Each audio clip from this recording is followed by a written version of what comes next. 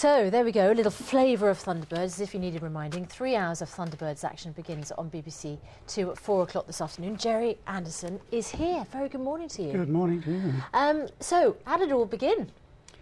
Well, do you want to wind the clock back 40 years? Do. It started with a German mine disaster, and people were trapped underground. And the only way they could get them out was to bring a huge crane to drill a large hole and bring the miners up. The only problem was it was going to take 8 hours to bring the equipment in, and these people were dying. And so I thought, I've got an idea. International rescue. Have a central supply dump with all the rescue equipment, and very modern stuff at that. A very fast aircraft to get there first of all and sum up the situation, load in all the specialised equipment into Thunderbird 2, and hey presto, we had international rescue, and then it was called Thunderbirds. And Gerry, why the puppets? I mean, why that particular style of programme? Why make it like that? I've got news for you. I hate puppets. I always have done. I was one of the few people that started a production company early on. I think we were probably the only little production company in the country. The only problem is we didn't get any work. And 6 months after opening our office, it was a good office, we had a typewriter, and we had a telephone, and we had a sheet of headed paper, but no work. And then somebody came in one day and said, would you make 52 15-minute episodes for television? And I said, yes. That was even before asking what it was for. And then she said the immortal words, it's got to be made with puppets.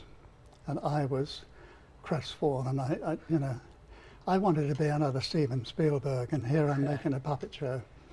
So I decided I would make the puppet shows as near to live action as possible, because I wanted the message to go out that I could make live action films.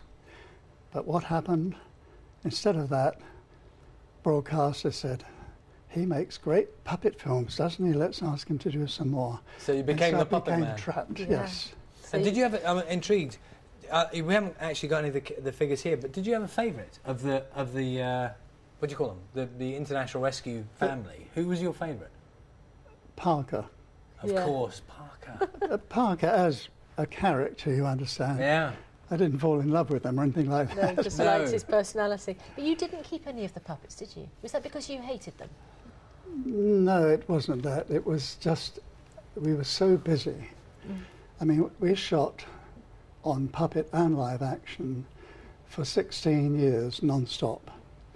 And of course, we had our own studio, and at the end of one production, and the other one was going to start, we had run out of space.